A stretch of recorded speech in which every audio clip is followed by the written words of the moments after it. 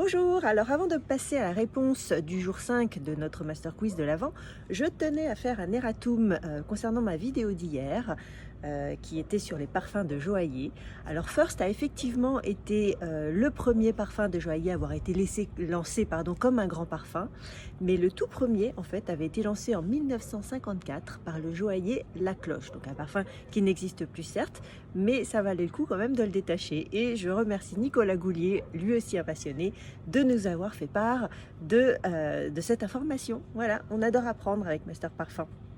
Alors passons donc aujourd'hui à la question du jour. C'était une question histoire, littérature, mythologie et art, et plus particulièrement c'était de l'histoire. Au Moyen-Âge, quelle habitude orientale rapportée par les croisés est condamnée par l'Église? Était-ce fumer le narguilé? Était-ce les épices ou les bains publics parfumés? Et oui, contrairement à l'image qu'on s'en fait, le Moyen-Âge est une période où l'hygiène et la toilette étaient en fait très en vogue. Alors, les croisés avaient rapporté de leurs croisades, bien sûr, de nouvelles matières premières, mais également de nouveaux procédés comme la distillation par exemple, et des pratiques musulmanes comme les bains et les étuves accompagnées justement de ces nouvelles senteurs et de ces odeurs nouvelles. Alors à l'époque, seuls les aristocrates pratiquaient le bain à domicile. On pouvait en revanche se rendre dans des étuves publiques qui étaient quand même assez chères. D'ailleurs, les pauvres, eux, devaient continuer de se baigner à la rivière. Donc ces étuves, effectivement, on y allait dans un souci d'hygiène et puis on y allait aussi pour y passer un bon moment. Donc on y allait avec des amis, on se retrouvait, on se faisait laver, on se faisait masser, on se détendait. Et on pouvait même monter à l'étage en fait pour se reposer dans des lits à baldaquin.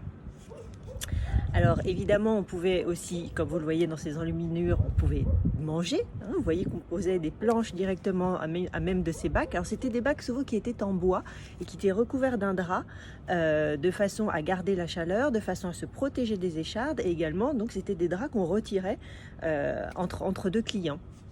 Donc les bains étaient mixtes et donc évidemment c'était un pur moment de plaisir pour les gens qui y allaient. À cette époque, évidemment, l'Église a condamné cette utilisation. Elle condamnait déjà l'usage du parfum, qu'elle considérait comme un usage profane, qui était symbole de mœurs un peu trop légères.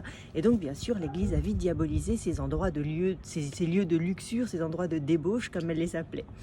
Mais à partir de 1350, les médecins commencent eux aussi justement à déconseiller cette pratique parce qu'ils pensent que l'eau chaude, en ouvrant les pores, va permettre aux bactéries d'entrer à l'intérieur de nos corps.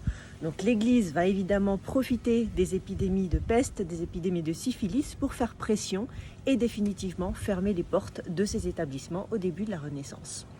Voilà pour aujourd'hui pour la Minute Histoire. Si vous voulez en savoir plus sur l'hygiène en général, l'histoire du parfum de l'hygiène, je vous recommande ces deux ouvrages, Le propre et le sale et Le miasme à la jonquille.